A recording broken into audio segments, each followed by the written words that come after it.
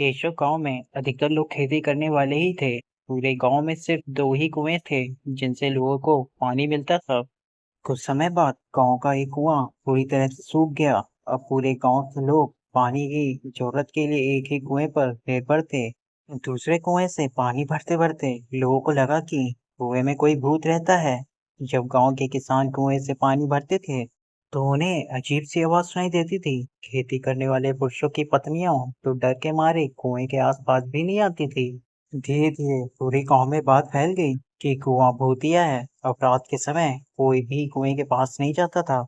इसी बीच गांव का एक बच्चा कहीं खो गया। काफी ढूंढने के बाद भी बच्चा जब नहीं मिला तो कुछ लोग कुएं के पास बच्चे को देखने के लिए गए। वहां पहुंचे लोगों ने बच्चे को कुएं के अंदर मरा पाया। अब एक तो कुएं का पानी खराब हो गया और दूसरा बच्चा कैसे मरा इसको लेकर गांव के सभी किसान परेशान हो गए थे। सब एक दिन मिलकर नया कुआं खोदने की सोची। कुछ ही दिनों में को नया कुआं खोद लिया और उसमें पानी भी आने लगा। अब पूरे गांव के लोग नए कुएं से ही पानी भरते थे और भूतिया कुएं की तरफ जाना सबने बंद कर दिया था। बड़े लोग तो समझदार थे इसलिए कुएं के आसपास नहीं जाते थे, लेकिन बच्चे वहां अक्सर खेलने के लिए पहुंच जाते थे।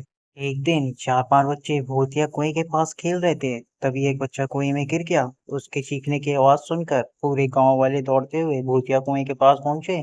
उन्होंने कुएं के अंदर देखा तो बच्चा मरा हुआ दिखा। सबने उस बच्चे के साथ खेल रहे दूसरे बच्चे से पूछा, आखिर क्या हुआ था?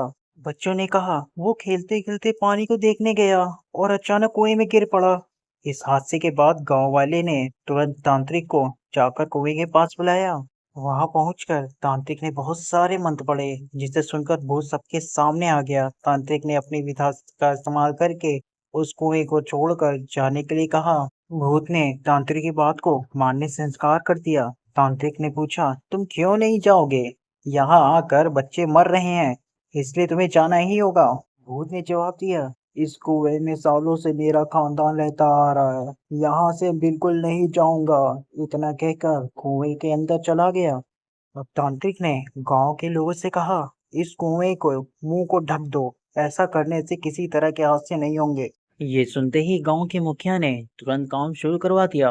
दूसरे दिन कुएं के मुंह पर जाली डालकर पूरी तरह से रेत और सीमेंट से पक्का ढक्कन बना दिया गया और उससे ढक दिया गया। अब सारे गांव वाले खुशी खुशी रहने लगे। उस दिन के बाद से गांव में ऐसी किसी तरह की घटना नहीं हुई और भूतिया कुएं के डर से लोग मुक्त हो गए। मोर और स्टोरी के लिए हमारे चैनल को सब्सक्राइब करें। मिलते हैं आपसे अगले वीडियो में, तब तक के लिए जय हिंद।